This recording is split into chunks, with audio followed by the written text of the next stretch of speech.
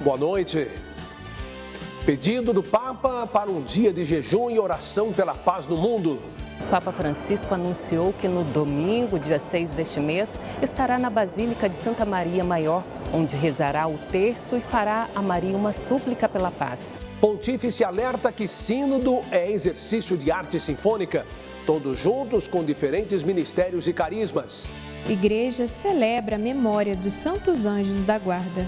Secretário-geral da ONU pede fim de ciclo de violência no Oriente Médio. Na Semana Nacional da Vida, um exemplo de trabalho de escuta de idosos na igreja. Veja também as principais dicas para votar em 6 de outubro. Tentativa de influenciar o voto do eleitor no dia da votação pode configurar o crime de boca de urna. O Canção Nova Notícias começou, jornalismo a serviço da vida e da esperança.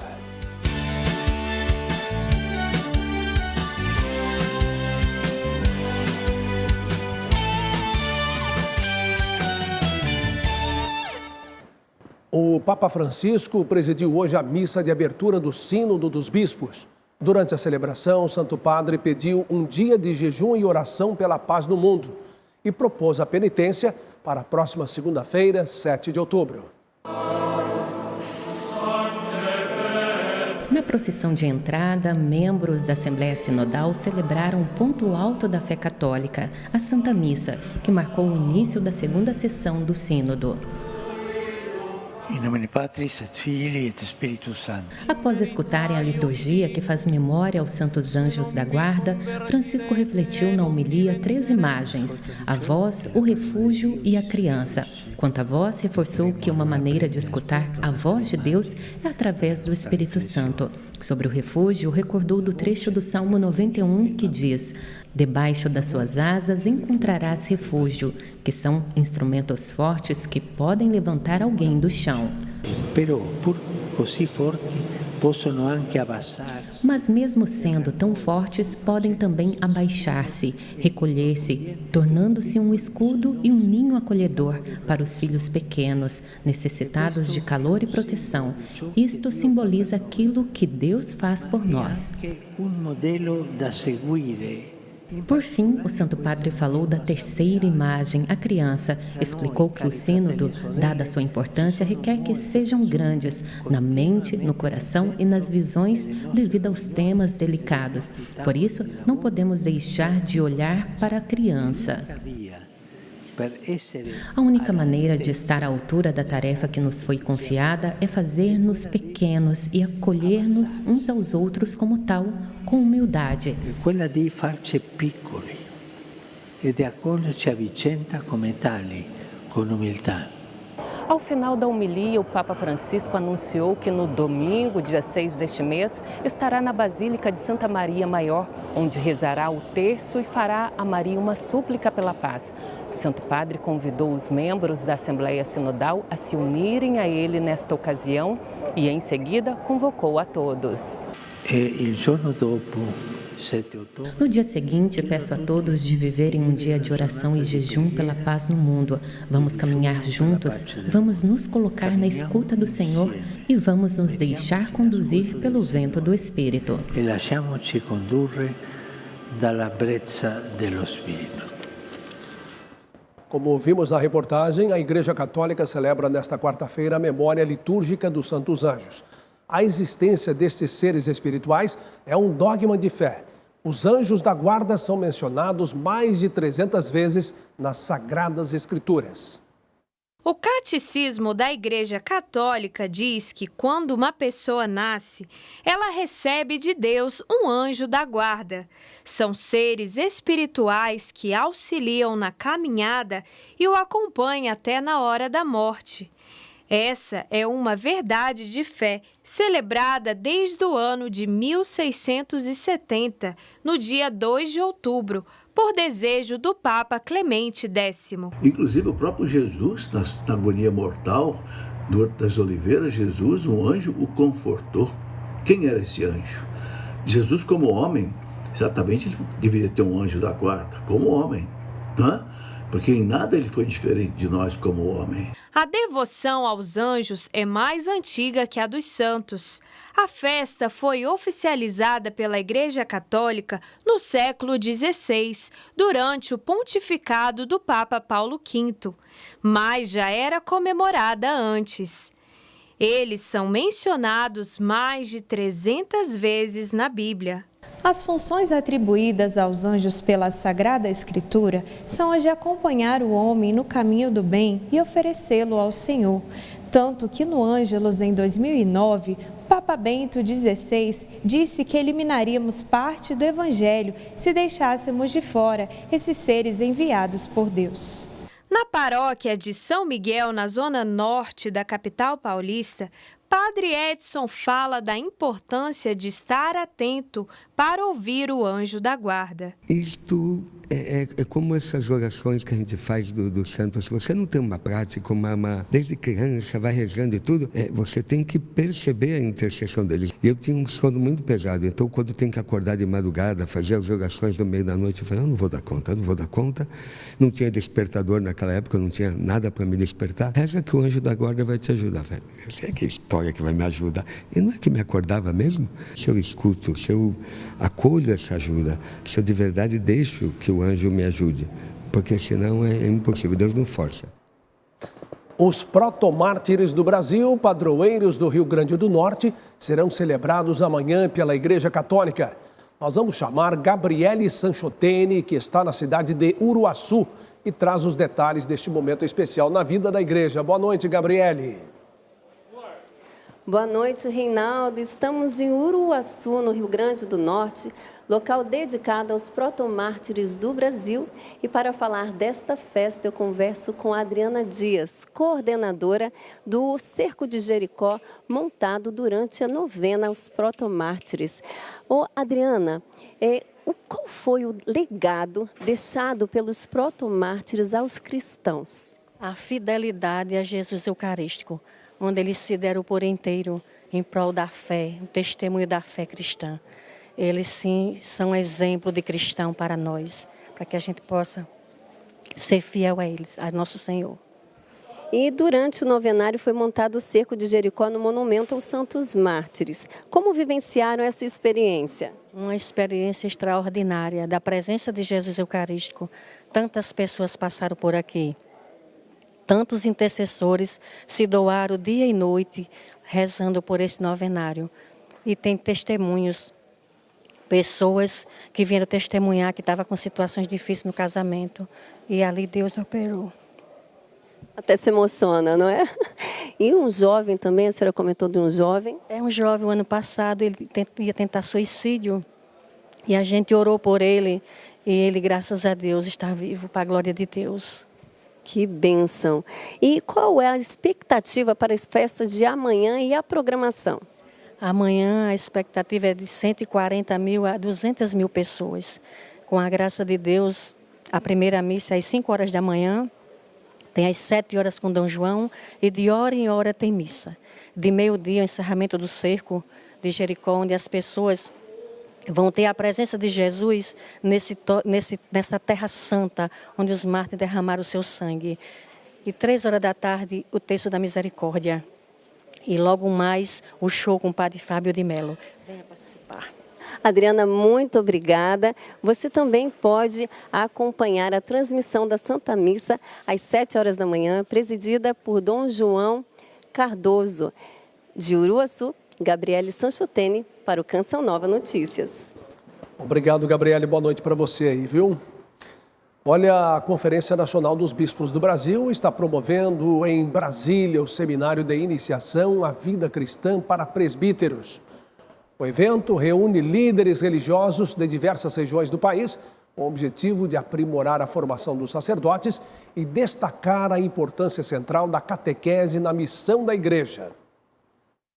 O evento conta com mais de 250 participantes que buscam aprofundar o entendimento sobre a iniciação à vida cristã como eixo central da pastoral e da renovação das comunidades e a unidade da igreja.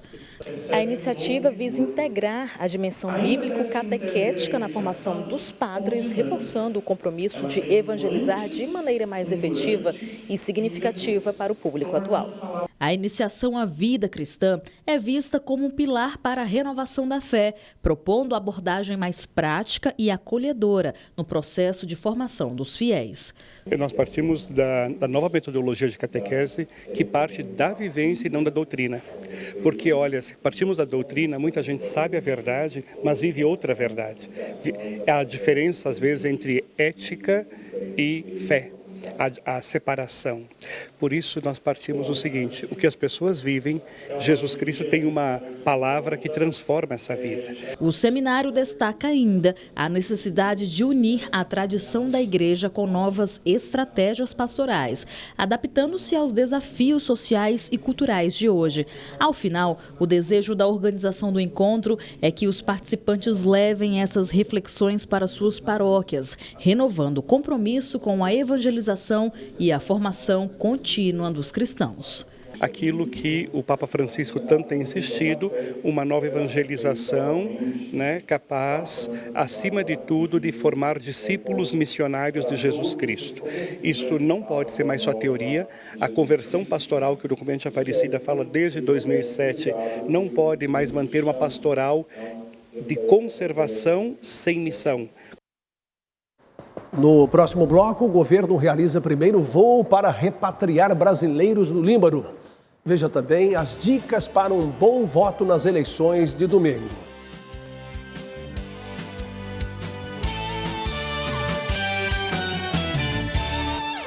O Alto Comissariado das Nações Unidas para os Direitos Humanos fez hoje um apelo aos Estados-membros do Conselho de Segurança para que evitem um contágio no Oriente Médio e alertou que o mundo está em um momento muito perigoso. Israel retomou o bombardeio com ataque aéreo na manhã desta quarta-feira nos subúrbios ao sul de Beirute, um reduto do grupo Hezbollah apoiado pelo Irã. O conflito no Oriente Médio segue tenso. O Hezbollah disse ter enfrentado tropas israelenses na fronteira do Líbano e disparou foguetes contra postos militares de Israel. Apesar dos apelos pelo cessar-fogo, os combates continuam nas ações militares e nos discursos dos líderes envolvidos. O comandante do exército israelense, Herzi Halevi, afirmou que seu país responderá ao ataque de mísseis feito ontem pelo Irã. De acordo com ele, Israel pode localizar e atingir com precisão e força alvos importantes do Irã. O chefe de direitos humanos da ONU pediu aos membros do Conselho de Segurança que hajam para evitar a ampliação do conflito na região, pois pode haver consequências devastadoras para os civis. O governo brasileiro iniciou o plano de repatriação de cidadãos que se encontram no Líbano. O primeiro avião da Força Aérea Brasileira partiu hoje rumo a Beirute, dando início à operação de resgate dos brasileiros. As autoridades esperam que o retorno ao Brasil seja breve. A repórter Camila Castro está ao vivo e tem mais informações. Boa noite, Camila. Boa noite, Reinaldo, e a todos. O primeiro avião da Força Aérea Brasileira decolou na madrugada de hoje, com destino a Beirute. O voo saiu do Rio de Janeiro com autorização do presidente da República, Lula. O objetivo é resgatar o primeiro grupo de brasileiros com o desejo de deixar o Líbano. Cerca de 230 pessoas serão transportadas nesta primeira fase. Essa operação de resgate está sendo organizada após a Embaixada do Brasil em Beirute abrir um cadastro para que brasileiros registrassem seu desejo, então, de retorno para o Brasil. Mais de 3.000 cidadãos pediram a repatriação. O governo federal está em contato com os brasileiros cadastrados, então, nesse sistema, na coordenação dos detalhes sobre locais de embarque e também de garantia de segurança durante todo esse trajeto de volta. A expectativa é de que após a chegada do avião da FAB à base aérea de Beirute, o voo de retorno ao Brasil ocorra já nesses próximos dias, isso se as condições logísticas e também de segurança permitirem. O governo prioriza a repatriação rápida e segura desses cidadãos por causa, então, da escalada dos conflitos na região. Para muitos, a volta para casa representa o fim de um período de incertezas. Eles aguardam com alívio o reencontro com suas famílias em solo brasileiro. Reinaldo, boa noite. Boa noite, muito obrigado, Camila. Bom descanso para você. Olha, o próximo domingo no Brasil será marcado pela festa da democracia, é o processo eleitoral. Na reportagem de Emerson Tersigni e Genilson Passetti, dicas para um bom voto que vai decidir o futuro dos municípios a partir da escolha de vereadores e prefeitos.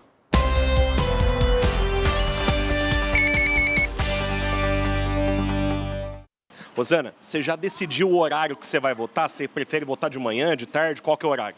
Vai ser à tarde, porque eu vou estar trabalhando de manhã. Você já baixou o aplicativo de título de eleitor? Você sabia que tem essa novidade aí? Não, ainda não. Não estou sabendo. Vou baixar então. Bom você ter falado. A cada 2 anos o processo se renova. Seja de manhã ou à tarde, milhões de pessoas são aguardadas para cumprir com o que há de mais precioso quando o assunto é democracia. O voto. É interessante que ele leve o título de eleitor para que ele localize sua sessão com tranquilidade, mas não é imprescindível. Ele precisa de um documento oficial com foto. Só o título de eleitor ele não vota. Para que o dia de votação seja tranquilo, é preciso que o eleitor recorde algumas regras. Não pode fazer propaganda eleitoral, mas ele pode votar com camiseta do candidato dele, desde que seja uma manifestação silenciosa, ele entra e vota. Não pode ficar abordando pessoas na rua, boca de urna. E a respeito dos votos branco e nulo, serve para algo? Você precisa ter a maioria dos votos válidos, mais um. Então, quanto mais voto nulo e branco tiver, menos voto esse que está em primeiro lugar precisa para ganhar no primeiro turno. Mas nas cidades, por exemplo, que não tem segundo turno, não faz diferença nenhuma voto branco ou nulo. 156 milhões. Esse é o número de brasileiros aptos para votar em candidatos às câmaras municipais e prefeituras de todo o país neste domingo. A escolha democrática acontecerá entre 8 da manhã e 5 horas da tarde. Quem não votou na última eleição poderá votar em 2024. O título só é cancelado com 3 eleições seguidas e nos casos de revisão do eleitorado, alguma duplicidade, enfim, uma decisão judicial. Esperamos que seja tudo para o melhor para toda a população. Não é que seja melhor para mim, não. É para todo em geral. Para que eles possam, pelo menos, fazer uma parte do que a população espera, né? Cerca de 500 mil candidatos estão registrados na Justiça Eleitoral. Somente 2 regiões do país não participam das votações no próximo domingo. Você vai conhecer os números das eleições e quais cidades não participarão da votação de 6 de outubro.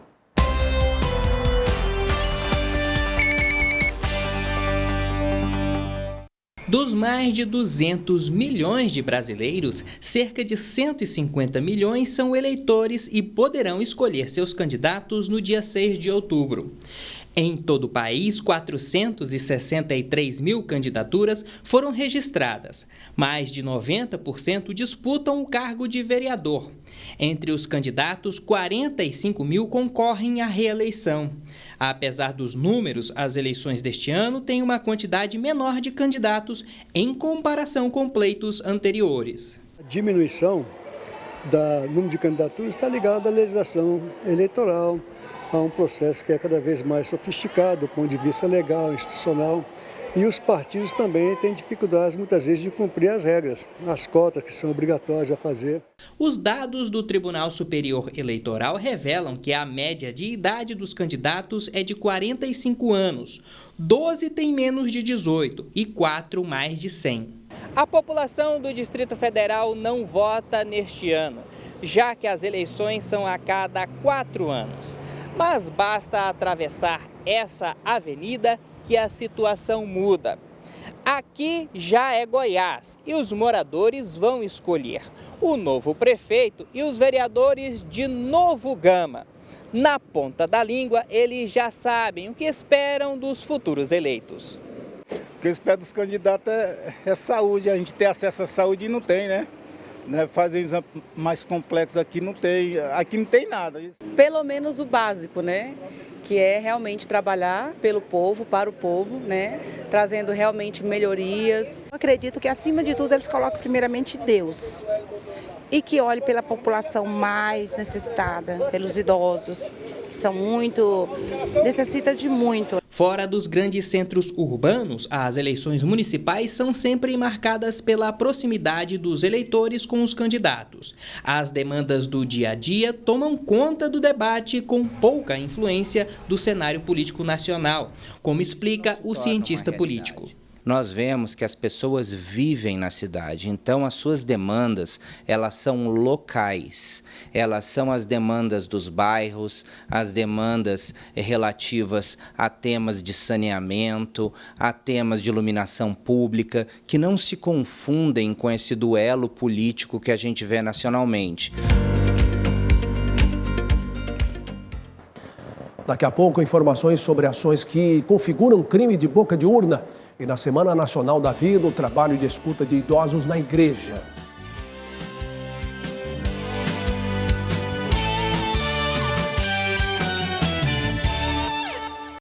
Amanhã é o último dia para a propaganda eleitoral gratuita no rádio e na televisão terminar. E o prazo para a propaganda nas ruas também se aproxima do fim.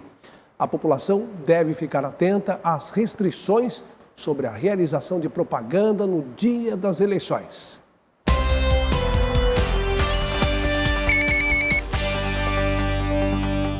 Bandeiras de candidatos, distribuição de santinhos, aquela conversa para tentar conquistar o voto do eleitor. Essa tem sido a realidade em muitas ruas do país. As propagandas, tanto na internet quanto nas ruas, podem acontecer até sábado, véspera da votação. No dia 6 de outubro, qualquer tentativa de influenciar o voto do eleitor pode configurar o crime de boca de urna, prática proibida pela legislação eleitoral brasileira. No dia da votação, haver nenhuma forma de propaganda eleitoral, estando assegurada a manifestação individual do eleitor. Então o eleitor pode ir, eu vi que tem camisetas sendo produzidas, bandeiras, então ele pode ir de forma silenciosa com o seu voto para poder exercer o seu direito de voto. Em caso de boca de urna, a orientação do Tribunal Regional Eleitoral é que os cidadãos façam a denúncia às autoridades competentes. No caso de qualquer irregularidade no momento da votação, pode procurar qualquer servidor identificado da Justiça Eleitoral que esteja ali presente. E no caso de crime, além do servidor, pode comunicar à Polícia Militar que estará fazendo o policiamento ostensivo no dia. Antes de votar, é necessário que o eleitor conheça as propostas de candidatos e partidos. É uma ação relevante no processo democrático que vai dar direção aos municípios. Confira a explicação do cientista político José Maurício Cardoso. A perspectiva de defasagem entre partido e representação é a morte de muitos vereadores que nós temos na nossa cidade. Claro que a gente está falando aí de uma morte simbólica. É aquela pessoa que consegue um mandato, mas não consegue mais. Aí você pergunta, por que essa pessoa não é reeleita se ela é tão boa? Mas ela não consegue a reeleição porque o partido, primeiro, não quer que ela seja reeleita e, segundo, porque ela tem reprovação por parcela considerável da sociedade. Agora, de maneira contrária, aqueles que conseguem fazer um bom nexo entre os cidadãos e o partido político conseguem sucessivas eleições.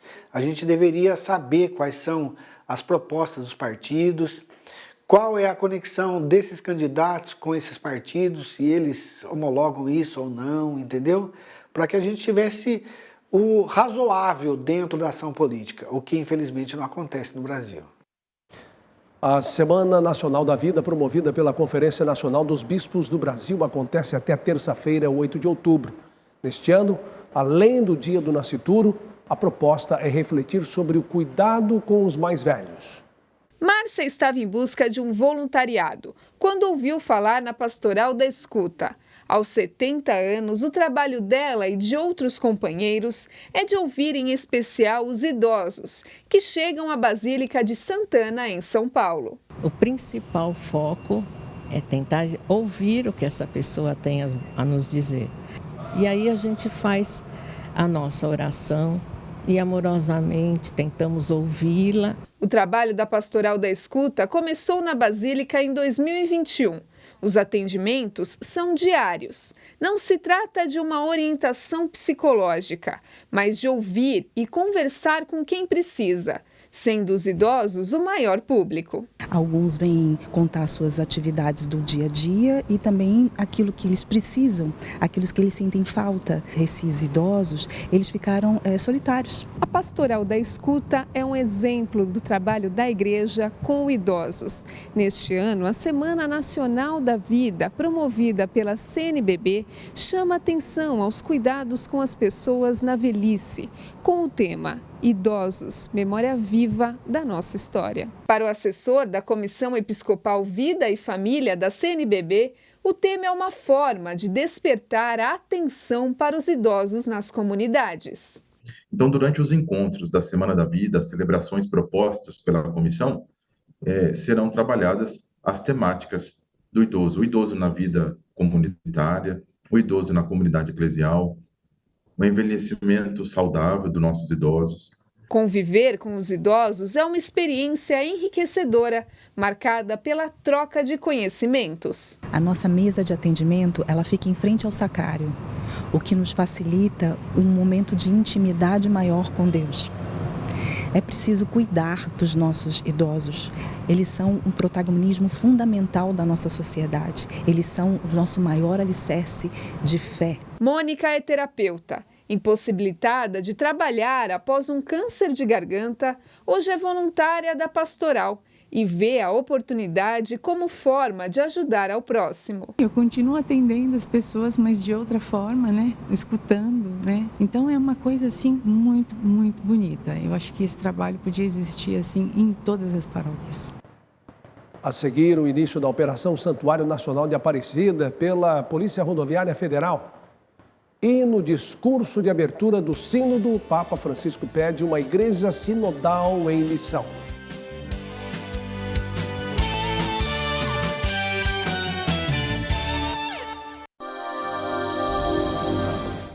Mesmo com calor, a chuva chega em algumas localidades, como é o caso do Centro-Oeste. A previsão traz pancadas isoladas de chuva no Mato Grosso do Sul e em parte de Mato Grosso. Tempo seco e quente em Goiás. As máximas chegam aos 39 graus. O Sudeste, como mostramos ontem, tem chuva concentrada em algumas áreas de São Paulo. Já os estados de Minas Gerais e Rio de Janeiro podem passar por instabilidades. No Sul, a frente fria avança e afasta as instabilidades sobre o estado gaúcho, onde o tempo volta a se firmar. Em Santa Catarina e no Paraná, dia nublado e com chuva a qualquer momento. No norte, a chuva em grande parte da região. No Tocantins e em parte também do Pará, o dia fica instável e seco por lá. Nordeste ensolarado e com chuva em algumas áreas da região. No período da tarde, a temperatura sobe rápido e a umidade do ar cai por níveis críticos. No interior da região, o tempo segue seco. Vamos dar um giro pelo mapa e conferir as temperaturas para esta quinta-feira? Mínima de 22 graus no Rio de Janeiro, máxima de 29 e mínima de 24 graus em Salvador e máxima de 27. A Polícia Rodoviária Federal iniciou a Operação Santuário Nacional de Aparecida com orientações a romeiros, motoristas, ciclistas e pedestres. Informações com Alan Toledo. O dia 12 de outubro se aproxima e com isso muitos peregrinos rumam à Casa da Mãe, ao Santuário Nacional de Aparecida. No ano passado, pela Via Dutra, passaram cerca de 34 mil peregrinos. E com isso, a Polícia Rodoviária Federal já intensifica suas ações neste período. Ao meu lado, a inspetora Rafaela Vaz, que vai falar sobre a movimentação neste período e também os trabalhos da PRF. Rafaela, fala pra gente quais são as recomendações da Polícia Rodoviária para esses peregrinos. A Polícia Rodoviária Federal sempre diz que nunca é seguro caminhar no acostamento da rodovia como a Presidente Dutra devido ao intenso fluxo de veículos. Mas ainda assim, os que quiserem fazer esse trajeto, que sigam as indicações de caminho mais seguro propostas pela PRF e pela concessionária. Esse ano nós temos a questão das obras, né, muitos trechos em obras, em Guarulhos e em São José dos Campos.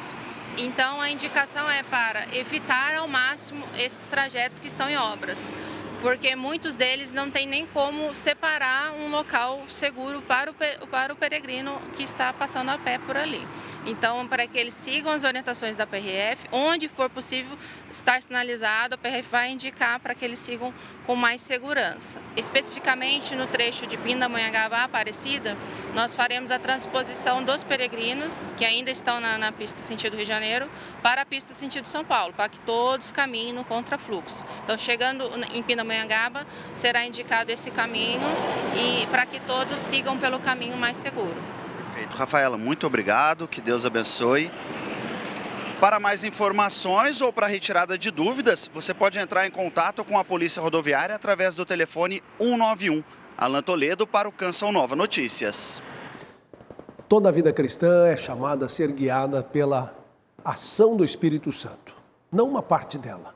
Igualmente, todos os vínculos humanos fundamentais se colocam sob a novidade do Espírito. Vínculos com Deus, com os irmãos, com a natureza e consigo mesmo. Ensinamentos do Papa Francisco para o cristão viver bem a espiritualidade no dia a dia. E nesta semana, particularmente em preparação para a festa de Nossa Senhora Aparecida, a espiritualidade mariana. Graças a você, sócio e benfeitor, estamos com 4% nesse início de outubro na campanha do projeto Dai-me Almas. Evangelize com a Canção Nova e faça sua doação pelo Pix, com a chave pix.doação@cançãonova.com.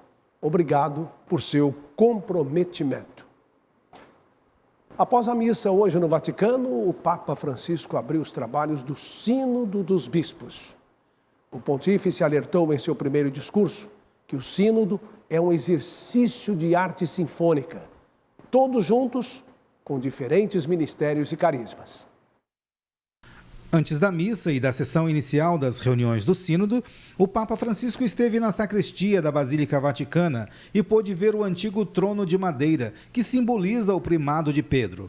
A relíquia foi retirada do baldaquino para as obras de restauração do monumento, onde fica guardada. Cari fratelli e sorelle, da quando a Chiesa di Dio è stata convocata in Sínodo, ao discursar na abertura, Francisco recordou que essa Assembleia precisa contribuir para que se conceba uma igreja sinodal na missão, que saia de si mesma e crie vínculos com todos em Cristo.